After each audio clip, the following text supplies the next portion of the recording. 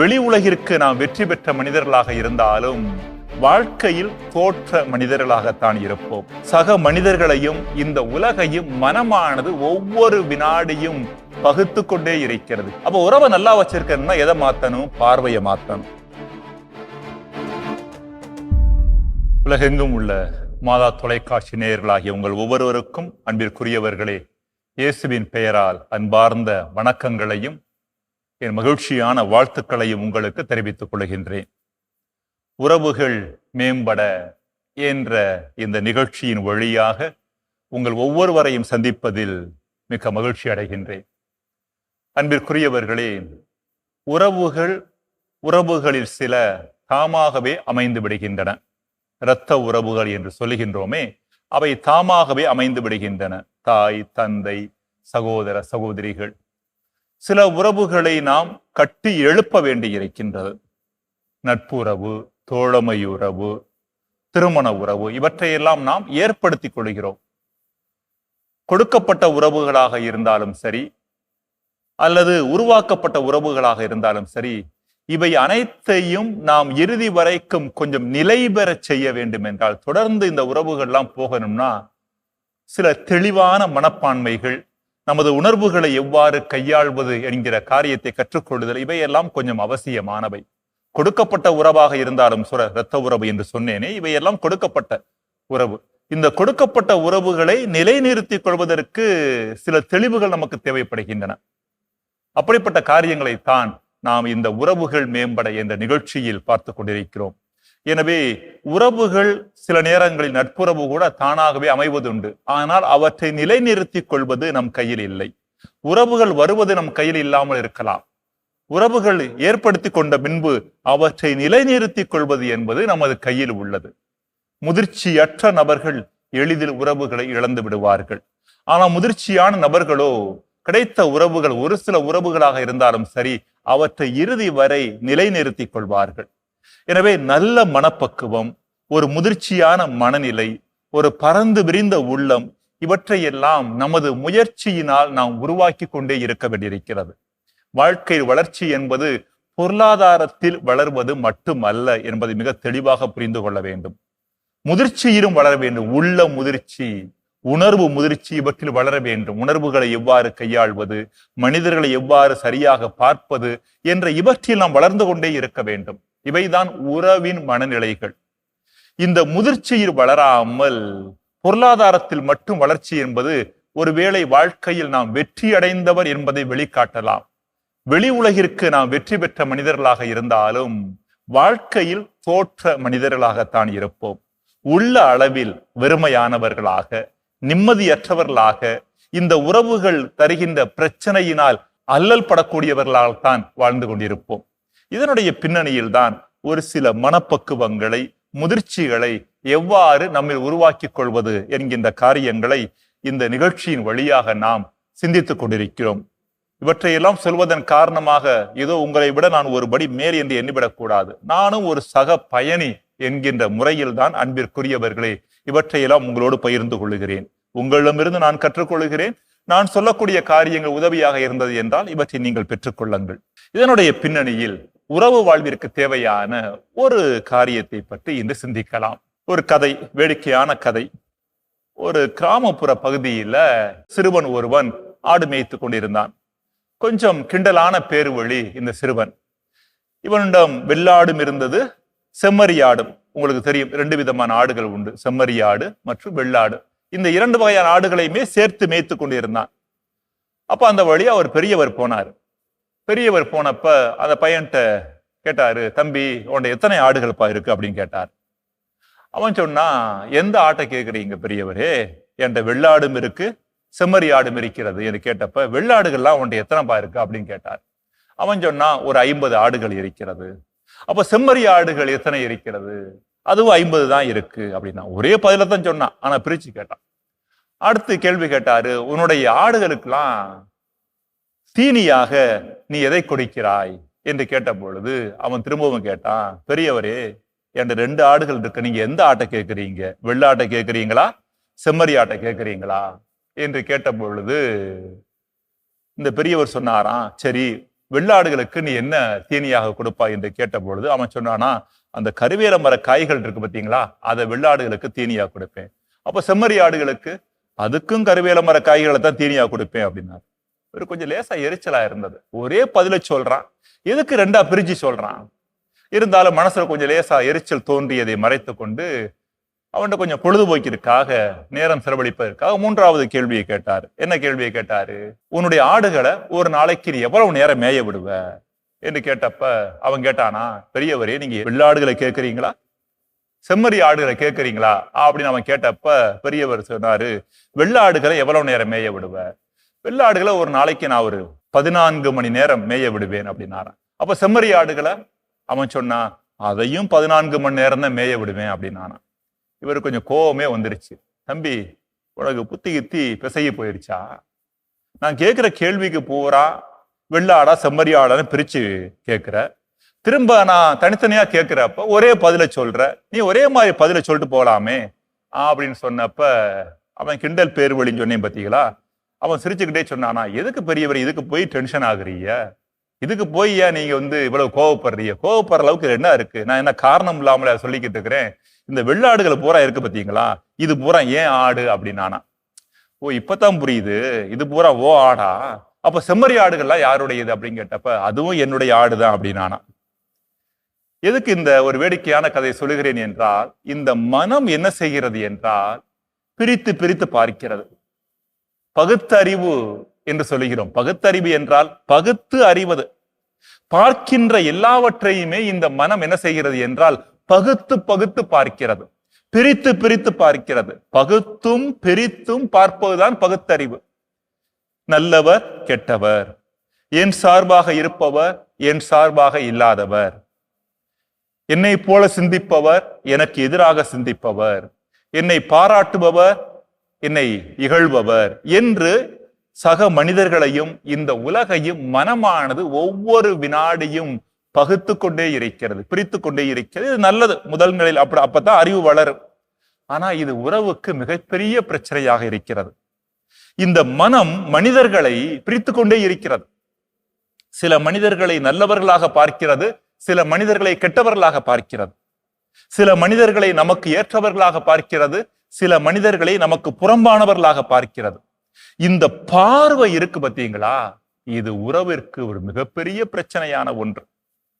ஏன்னா நம்ம பார்வையிலேயே குறைபாடு உண்டு என்பதை புரிந்து கொள்ள வேண்டும். நான் புறப்பார்வையை பற்றி பேசவில்லை, அகப்பார்வை. அகப்பார்வை என்று சொல்லுகிற பொழுது சக மனிதர்களை எப்படி பார்க்கிறோம் அப்படிங்கிறது ரொம்ப ரொம்ப முக்கியமானது. பல நேரங்களில் இந்த பார்வையில் குறைபாடு இருப்பதன் காரணமாக நமது உறவுகளில் சீர்குலைவு வந்து விடுகிறது. நம்ம நினைக்கிறோம், நாம் அனைவரும் அறிந்தது போல நல்லவர்களை அன்பு செய்கிறோம், அல்லது நல்லவர்கள் என்று நாம் நினைப்பவர்களை அன்பு செய்கிறோம், கெட்டவர்களை தவிர்க்கிறோம். கெட்டவர்கள் என்று நாம் நினைப்பவர்களை தவிர்க்கிறோம். இப்ப ஏன் ஒரு சில பேர்த்த உறவு கொள்கிறோம், ஏன் ஒரு சில பேரை தவிர்க்கிறோம்? நம்ம சொல்லுவோம், அவங்க கெட்டவங்க ஃபாதர், அவங்ககிட்ட போய் யாரு வச்சுக்கிடுவா. ஆனா நீங்க மனதில் வைத்துக் கொள்ள வேண்டும், யாரை பார்த்து கெட்டவர் என்று நீங்கள் சொல்லுகிறீர்களோ அதே நபரை இன்னொரு நபர் நல்லவர் என்று சொல்லுகின்றார். நீங்கள் யாரை பார்த்து நல்லவர் என்று சொல்லுகிறீரோ அதே நபரை இன்னொரு நபர் கெட்டவர் என்று சொல்லுகின்றார். அப்ப அந்த நபர் நல்லவரா கெட்டவரா? நமது அனுபவம், அந்த நபர் மட்டில் நமது அனுபவம் அவர் நல்லவர் என்கிற பார்வையை கொடுத்திருக்கிறது. ஒரு சில நபர்களை பார்க்கிற பொழுது நமது அனுபவம் இந்த நபர் கெட்ட நபர் என்கிற பார்வையை கொடுக்கிறது. எனவே சில நபர்களோடு உறவை ஏற்படுத்த முடியல, அவங்க கெட்டவங்கன்னு சொன்னோம்னா அவர்கள் கெட்டவர்களாக இருக்கிறார்கள் என்று சொல்வதை விட கெட்டவர்கள் என்று நாம் பார்க்கிறீங்களா, அந்த பார்வையை நீங்க மாத்தணும். இந்த பார்வையை மாத்தாம அவங்க கெட்டவங்க அப்படின்னு சொல்லிக்கிட்டு இருந்தீங்கன்னா உறவு மேம்பட போவதில்லை. காரணம், நமது பார்வையை மாற்ற மாற்ற அன்பிற்குரியவர்களே உறவு உயர்ந்து கொண்டே இருக்கும். நீங்க ஒரு நபரை வாழ்க்கை பூரா கெட்டவர் கெட்டவர் சொல்லிக்கிட்டு இருந்தா அங்கு உறவிற்கான வாய்ப்பே கிடையாது. இப்படிப்பட்ட பின்னணியில் இந்த பார்வையை பற்றிய ஒரு சில தெளிவுகளை நாம் பெற்றுக்கொள்ள முயற்சி எடுப்போம். மிக முக்கியமான 3 காரியங்களை நாம் சிந்திக்க இருக்கிறோம். முதலாவதாக, ஏன் ஒரு சிலரை பற்றிய எதிர்மறையான பார்வை நமக்கு ஏற்படுகிறது, இன்னும் ஒரு சில நபர்களை பற்றி நேர்மறையான பார்வை நமக்கு ஏற்படுகிறது. ஏற்கனவே நான் உங்களுக்கு சொன்னேன், இந்த பார்வையினுடைய அடிப்படையில் தான் உறவை நாம் மேற்கொள்கிறோம். ஒரு சில நபர்களை நல்லவர்கள் என்று முத்திரை குத்துகிறோம். ஏன்னா நடந்த நிகழ்வுகள் நமக்கு பிடித்தாற் போல இருக்கிறது. ஒரு சில நபர்களோடு நடந்த நிகழ்வுகள் நமக்கு பிடித்தாற் போல இல்ல, இவர்களை கெட்டவர்கள் என்று சொல்லுகிறோம். எனவே யாரை நல்லவர்கள் என்று சொல்லுகிறோமோ அவர்களோடு உறவை ஏற்படுத்த முயற்சி எடுக்கிறோம். யாரை கெட்டவர்கள் என்று சொல்லுகிறோமோ அவர்களோடு உள்ள உறவை துண்டித்துக் கொள்ள முயற்சி எடுக்கிறோம். பிரச்சனை என்னன்னா, கூட மனிதர்கள் வாழுகின்ற பொழுது எல்லா நேரமும் அவங்க நமக்கு பிடிச்சது மாதிரி செயல்பட முடியாது. சில நேரம் கசப்பான வார்த்தைகளை பேசத்தான் செய்வாங்க, சில நேரம் கடினமான வார்த்தைகளை பேசுவார்கள். மனிதர்களாகிய நாம் வெறுமனே இயந்திரங்கள் அல்ல. இயந்திரங்கள் தான் ஒரே மாதிரி செயல்பட்டு கொண்டிருக்கும். ஒரு ஃப்ரிட்ஜ் ஒரே மாதிரி செயல்படும், மாத்தி மாத்தில செயல்படாது. ஒரு கிரைண்டர் ஒரே மாதிரி தான் செயல்படும், ஒரு பக்கம் தான் சுத்தும், மாத்தி மாத்தில சுத்தாது. மனிதர்களாகிய நாம் உணர்வின் இருப்பிடம். இந்த உணர்வு எப்போ வரும் எப்போ போகும் சொல்ல முடியாது. குடும்பத்துல கணவன் மனைவி உறவாக இருக்கலாம், 2 பேருக்கிடையில் என்னதான் ஆழமான உறவு இருந்தாலும் அப்பப்ப சில கசப்பான வார்த்தைகளை ஒருவர் அடுத்தவர் மட்டில் பயன்படுத்த வேண்டியிருக்கும். சில காயப்படுத்தக்கூடிய வார்த்தைகளை பயன்படுத்த வேண்டியிருக்கும். ஆக இப்படிப்பட்ட கசப்பு, காயம் இவையெல்லாம் மனதில் பதிந்து விடுவதன் காரணமாக இதன் அடிப்படையில் ஒரு பார்வை உருவாகிறது. என் மனைவி என்னை அன்பு செய்யவில்லை, என் கணவர் என்னை அன்பு செய்யவில்லை என்ற பார்வையை உருவாக்கிக்கிறோம். இந்த பார்வை என்ன செய்கிறது? நம் உறவை பாதிக்கின்றது. எனவே அன்பிற்குரியவர்களே, நமது பார்வையை மாற்ற முயற்சி எடுப்பது மிக அவசியமானது. பல நேரங்கள்ல நம்ம பார்வையை மாத்துறதை விட்டுட்டு அடுத்த நபரை மாத்துறதுக்கு முயற்சி எடுக்கிறோம். ஒரு நேரம் காயப்படுத்தி விட்டார்கள், திரும்ப காயப்படுத்தாத அளவுக்கு அவங்க நடந்துக்கிறணும்னு அவங்கள மாற்ற முயற்சி எடுக்கிறோம். ஆனா இது எவ்வளவு கடினமான ஒன்று. பிறரை மாற்றக்கூடிய முயற்சியில எவ்வளவு தோல்விகள் இருக்கு, எவ்வளவு சங்கடங்கள் இருக்கு அப்படிங்கிறதுலாம் நமக்கு தெரியாத ஒன்று அல்ல. இதுக்கு பதிலாக நம்முடைய பார்வையை கொஞ்சம் மாத்திட்டோம்னு வச்சுக்கோங்களேன். பார்வை என்று சொல்லுகிற பொழுது இந்த பார்வை எதிலிருந்து இருந்து வருகிறது? மனப்பதிவுகள்ல இருந்து வருகிறது. இப்போ ஒரு சின்ன உதாரணம் கொடுக்குறேன். கணவர் மனைவிக்கிடையே ஒரு நல்ல உறவு இருக்கிறது. ஒரு அடுத்த 2-3 முறை கணவர் கசப்பான வார்த்தைகளை பேசிவிட்டார். மனைவிக்கு ரொம்ப கஷ்டமா இருக்கு. இப்ப மனைவியினுடைய பார்வை மாற ஆரம்பிக்கிறது. கணவர் உண்மையிலேயே தன்னை அன்பு செய்கிறாரா? அன்பு செய்தார் என்றால் இப்படியெல்லாம் கடினமான வார்த்தைகளை பயன்படுத்துவாரா என்கிற வார்த்தைகளை கேட்க ஆரம்பிக்கிற பொழுது அடுத்து அந்த கணவரை அன்பு செய்வது என்பது கடினமான ஒன்றாக இருக்கிறது. இப்ப இந்த மனைவி செய்ய வேண்டியது என்ன? கொஞ்சம் கணவரை பத்தி நினைச்சாருன்னா, கண்ணை மூடி பார்த்தாருன்னா அந்த கணவருடைய கோபமான முகம் முன்னாடி வரும், அவர் பயன்படுத்திய கசப்பான வார்த்தைகள் வரும். இதைத்தான் மனப்பதிவுகள் என்று சொல்லுகிறேன். இந்த மனப்பதிவுகள் தான் கணவரை பற்றிய பார்வைக்கு காரணமாக இருக்கின்றன. இந்த பார்வைதான் உறவை சீர்குலைக்கிறது. அப்ப உறவை நல்லா வச்சிருக்கணும்னா எதை மாத்தணும்? பார்வையை மாத்தணும். பார்வையை மாத்தணும்னா எதை மாத்தணும்? இந்த மனதில் பதிந்திருக்கிற பதிவை மாற்ற வேண்டும். இன்றைக்கு உளவியல்ல நிறைய பயிற்சிகள் இதற்காக வழங்கப்படுகின்றன. எப்படி நமது மனதில் பிறரை பற்றி பதிந்திருக்கிற பதிவுகளை எல்லாம், இந்த கசப்பான எதிர்மறையான பதிவுகளை எல்லாம் நீக்கிவிட்டு நல்ல பதிவுகளை எவ்வாறு நம்மில் உருவாக்கி கொள்வது போன்ற பயிற்சியில் வழங்கப்படுகின்றன. ஒரு சின்ன எளிமையான பயிற்சி. உதாரணத்திற்கு இந்த ஒரு குறிப்பிட்ட உதாரணத்தை சொன்னேன். மனைவி கணவருடைய முகத்தை பார்க்கிற பொழுது அவருடைய கோபமான முகம் முன்னாடி வந்தது என்றால் இவராகவே ஒரு நல்ல சிரிக்கின்ற முகத்தை உருவாக்க வேண்டும். ஏற்கனவே கணவர் நல்லா சிரிச்சு பேசிட்டு இருப்பார், அல்லது அவர் சிரிப்பது மாதிரி இருக்கிற ஒரு புகைப்படத்தை தன்னுடைய மணி பர்ஸ்ல வைத்துக் கொள்ள வேண்டும். எப்பொழுதுமே தன்னுடைய கணவர் அன்பானவர், தன் மட்டில் மகிழ்ச்சியானவர், எப்பொழுதுமே புன்முறுவலோடு இருப்பவர் என்கிற ஒரு பார்வை அந்த மனைவியினுடைய மனதில் ஆழமாக பதிந்து விட்டது என்றால் இந்த மனப்பதிவு அந்த மனைவியினுடைய பார்வையை மாற்றும். பார்வையானது உறவை மாற்றும். எனவே முதலாவதாக நாம் புரிந்து கொள்ள வேண்டியது, நடந்த நிகழ்வுகள் நம்மில் மனப்பதிவை ஏற்படுத்துகின்றன. இந்த மனப்பதிவுகள் பார்வையை பாதிக்கின்றன.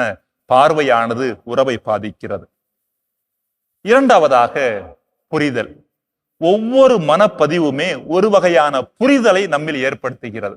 அடிப்படையில் அன்பிற்குரியவர்களே, ஒரு விஷயத்தை புரிந்து கொள்ள வேண்டும். நாம் நடக்கிற நிகழ்வுகளை அப்படியே புரிந்து கொள்வதில்லை.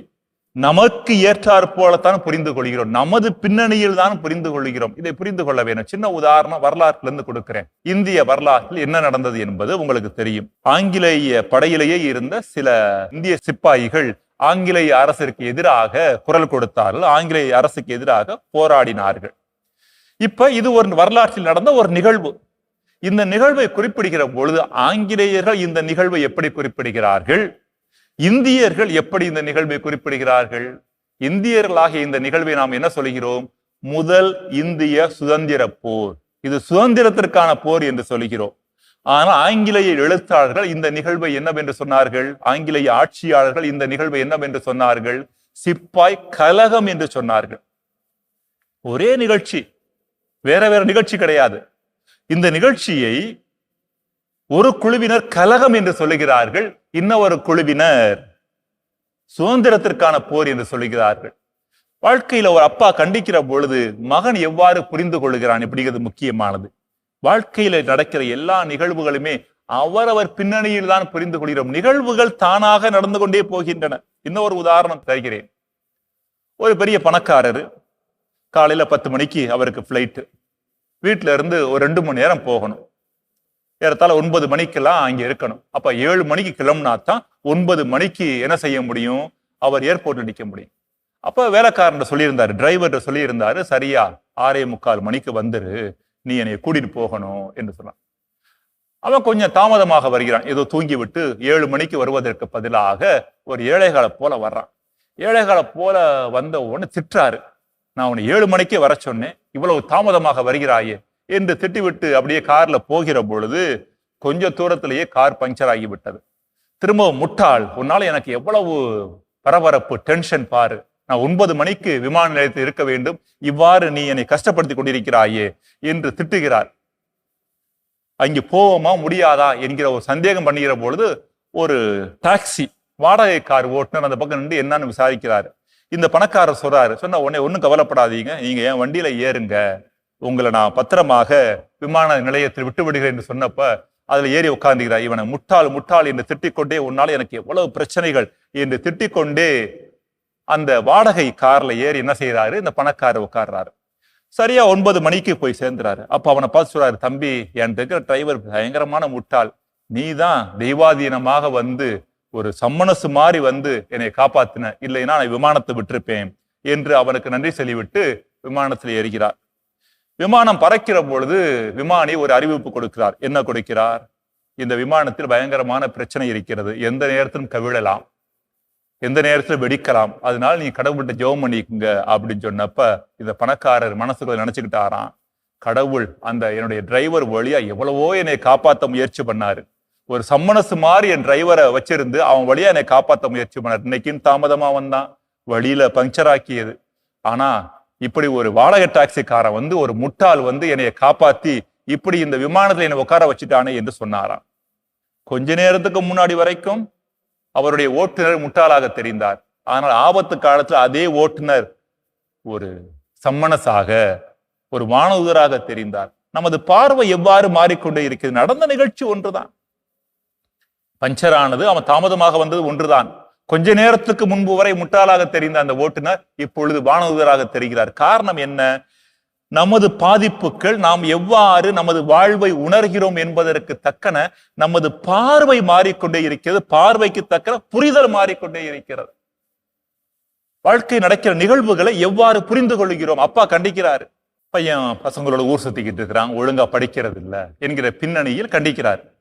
இப்ப பையன் 2 விதத்தில் புரிந்து கொள்ளலாம். கண்டிப்பு என்பது ஒரு நடந்த நிகழ்வு, அவ்வளவுதான். 2 விதத்துல புரிந்து கொள்ளலாம். எப்படி புரிந்து கொள்ளலாம்? எங்க அப்பாவுக்கு என் மீது பயங்கர வெறுப்பு, நான் சந்தோஷமா இருக்கிறதே அவருக்கு பிடிக்கல, அதனாலதான் இப்படியெல்லாம் என்னை கட்டுப்படுத்துகிறார், இப்படியெல்லாம் என்னை கண்டிக்கிறார் என்பது ஒரு வகையான புரிதல். இந்த புரிதல் ஒரு வகையான உறவு கிட்டு செல்கிறது. உறவு என்று சொல்வதை விட தந்தையின் மீது வெறுப்பு கொள்வதற்கு காரணமாக இருக்கிறது. இன்னொரு புரிதல் என்ன? எங்க அப்பா நான் கெட்டு போக கூடாதுன்னு நினைக்கிறாரு, இது இன்னொரு வகையான புரிதல். நடந்த நிகழ்ச்சி ஒன்றுதான், எவ்வாறு புரிந்து கொள்ளுகிறோம் என்பதற்கு தக்கனதான் உறவுகள் ஒன்று மேலே போகின்றன அல்லது சீர்குலைகின்றன. பல நேரங்கள்ல நமது வாழ்க்கை நடக்கின்ற ஒரு கசப்பான நிகழ்வு கூட நீங்க 2 விதத்துல பார்க்கலாம். கணவன் மனைவிக்கிடையே புரிந்து கொள்ளாம இருக்கலாம், கணவன் மனைவிக்கிடையே பிரச்சனை வரலாம், அல்லது சகோதரர்களுக்கிடையே சிக்கல்கள் வரலாம். இவற்றையெல்லாம் 2 விதத்தில் அணுகலாம். என்னது? அடுத்த நபர் என்னை காயப்படுத்தி கொண்டே இருக்கிறார், என் மகிழ்ச்சிக்கு தடையாக இருக்கிறார் என்கிற ரீதியிலையும் புரிந்து கொள்ளலாம். இன்னொரு ரீதியில புரிந்து கொள்ளலாம். எப்படி? இந்த நிகழ்ச்சியின் வழியாக கடவுள் என்னை முதிர்ச்சியாக்கி கொண்டிருக்கிறார், கடவுள் என்னை வளர்த்து கொண்டிருக்கிறார், இன்னும் அதிகமான நல்ல மனநிலைகளை உருவாக்கி உள்வாங்குவதற்கு கடவுள் எனக்கு வாய்ப்பை கொடுக்கிறார், துன்பத்தின் வழியாக கடவுள் என்னை உருவாக்கி கொண்டிருக்கிறார் என்று கூட புரிந்து கொள்ளலாம். ஆக நமது புரிதல் எப்படிப்பட்ட நிலையில் இருக்கிறது என்பது மிக முக்கியமானது. சரியான புரிதல் நமக்கு மகிழ்ச்சியை கொண்டு வரும், சரியற்ற புரிதல் வேதனையை கொண்டு வரும். ஒரு நிகழ்ச்சி சொல்லுவாங்க, தென் அமெரிக்க நாட்டுல அர்ஜென்டினா, சிலி என்கிற இரு நாடுகள் அருகருகே இருக்கின்றன. கடந்த காலங்களில் இந்த இரு நாடுகளுக்கிடையே அடிக்கடி சண்டை ஏற்பட்டதாம். அப்ப இந்த அர்ஜென்டினா நாடும் சிலி நாடும் ஒரு உடன்படிக்கைக்கு வந்தன, இனிமே சண்டை போடக்கூடாது, ரெண்டு பேரும் ஒருத்தருக்கு ஒருத்தர் உதவியாக இருக்க வேண்டும், நாம் ரெண்டு பேருமே மூன்றாம் உலக நாடுகள், வளர்ந்து வரும் நாடுகள், நாம் சண்டையிடக்கூடாது என்கிற முடிவுக்கு வந்த பொழுது தங்களது சமாதானத்தின் அடையாளமாக ரெண்டுமே கிறிஸ்தவ நாடுகள். எனவே மிகப்பெரிய கிறிஸ்துவினுடைய சிலையை வைக்க வேண்டும் என்று ஸ்டாச்சு ஆஃப் கிரைஸ்ட், ஒரு மிகப்பெரிய சிலையை ரெண்டு நாட்டினுடைய எல்லையில் வைத்தார்கள். அர்ஜென்டினா நாட்டிற்கும் சிலி நாட்டிற்கும் இடையில் எல்லையை வைத்தால் மிகப்பெரிய சிலையானது வைக்கப்பட்டது. இன்று உலக அதிசயங்கள் ஒன்றாக அந்த சிலையானது கருதப்படுகிறது. ஆனால் சிலை வைப்பதே ஒரு பிரச்சனையாக மாறிவிட்டதாம். எப்படி மாறியது?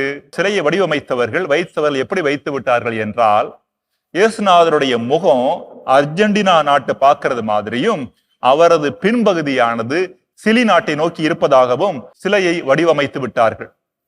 சிலியை சார்ந்தவர்களுக்கு ரொம்ப கோபமாக மாறிவிட்டது. அர்ஜென்டினா நாட்டை இயேசு பார்க்கிறாரு, எங்களை அவர் பார்க்க மாட்டாரா, எப்படி இந்த சிலையை எப்படி வைக்கலாம் என்று இந்த அர்ஜென்டினாவுக்கு எதிராக சிலி நாட்டை சேர்ந்தவர்கள் போராட ஆரம்பித்தார்களாம். மக்களிடையே ஒரு கொந்தளிப்பு ஏற்பட்டதா. அப்ப இந்த சிலி நாட்டுல ஒரு பத்திரிகை இப்படிப்பட்ட செய்தியை வெளியிட்டு, என்ன செய்தியை வெளியிட்டது? அந்த சிலை சரியாகத்தான் வைக்கப்பட்டிருக்கிறது, அர்ஜென்டினா மக்கள் மோசமானவர்கள், அவர்களைத்தான் இயேசு அதிகமாக கண்காணிக்க வேண்டியிருக்கிறது, சிலி நாட்டு மக்கள் நல்லவர்கள், அவர்கள் கண்காணிக்கப்பட வேண்டிய அவசியம் இல்லை, எனவேதான் சிலை இவ்வாறு வடிவமைக்கப்பட்டிருக்கிறது என்கிற ஒரு புரிதலை அந்த பத்திரிகையில் வெளியிட்டார்களாம். அதோடு சிலியில் இருந்த மக்கள் இந்த சிலைக்கு எதிராக போராடக்கூடிய சூழல் அப்படியே தணிந்து விட்டதாம். எதற்கு இந்த நிகழ்ச்சியை சொல்லுகிறேன்? புரிதல் எவ்வாறு நமது அணுகுமுறைகளை மாற்ற வல்லது என்பதற்காகத்தான். சரியான புரிதல் நல்ல உறவுகளுக்கு காரணமாக இருக்கும். இங்குதான் மூன்றாவது விஷயம், கடவுள் நம்பிக்கை என்ற ஒன்று வருகிறது. கடவுள் என்பவர் எல்லாவற்றையும் இயக்குபவர், எல்லாவற்றின் பின்னால் இருக்கிறார், எல்லாவற்றின் பின்னாலும் இருக்கிறார். உங்க வாழ்க்கை நடக்கிற ஒவ்வொரு நிகழ்ச்சியின் பின்னால் கடவுள் இருக்கிறார். ஒரு புரிந்து கொள்ளாமல் உங்களது வாழ்க்கை நடக்கிறதா, அதிலும் கடவுள் செயல்படுகிறார். ஒரு சிக்கல் வருகிறதா, கடவுள் செயல்படுறார். இப்ப நமக்கு தெரியும், ஒரு விஷயத்தில் கடவுள் செயல்படுகிறார் என்றால் அது நல்லதுக்காகத்தான் அவர் செயல்படுவார், கெட்டதுக்காக கடவுள் செயல்படவே மாட்டார்.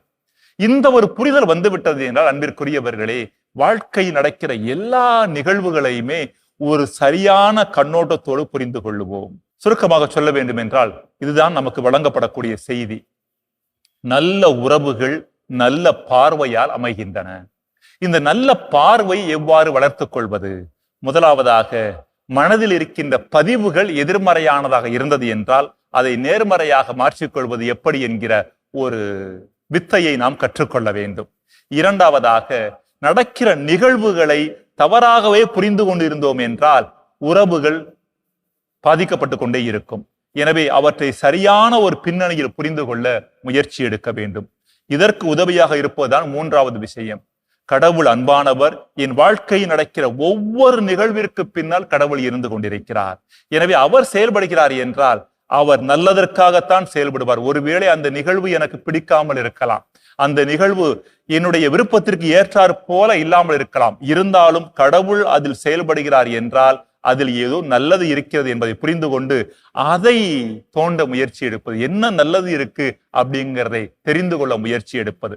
அப்படிப்பட்ட நிலையில் நமது வாழ்க்கையில் தேவையற்ற காரியங்கள் என்று எதுவும் கிடையாது, கசப்பான காரியம் எதுவும் கிடையாது, நம்மை வீழ்த்துகின்ற காரியம் என்று எதுவும் கிடையாது. எல்லாவற்றின் வழியாக கடவுள் நம்மை வளர்த்து கொண்டே இருக்கின்றார், நம்மை உயர்த்தி கொண்டே இருக்கிறார் என்கிற புரிதல் வந்துவிட்டது என்றால் யாரையும் எதிரியா பார்க்க மாட்டோம், எல்லாரையும் அன்பு செய்ய ஆரம்பிப்போம், நல்ல உறவுகள் மேம்பட ஆரம்பிப்போம். எனவே அதற்கான தெளிவை இறைவன் நம் ஒவ்வொருவருக்கும் வழங்குவாராக. உங்கள் அனைவருக்கும் அன்பிற்குரியவர்களே என் மனமார்ந்த நன்றியை தெரிவித்துக் கொள்கின்றேன். ஒருவர் தன்னிலே நல்லவராக இருந்தாலும் அவரை நாம் தவறானவராக பார்க்க வாய்ப்பு இருக்கிறது. உறவு என்றாலே சக மனிதர்களோடு உறவு என்று மட்டும் எண்ணிவிடக்கூடாது. கெட்டவர் நல்லவராக தன்னை வெளிப்படுத்த முடியும், நல்லவர் கெட்டவராக தன்னை வெளிப்படுத்த முடியும்.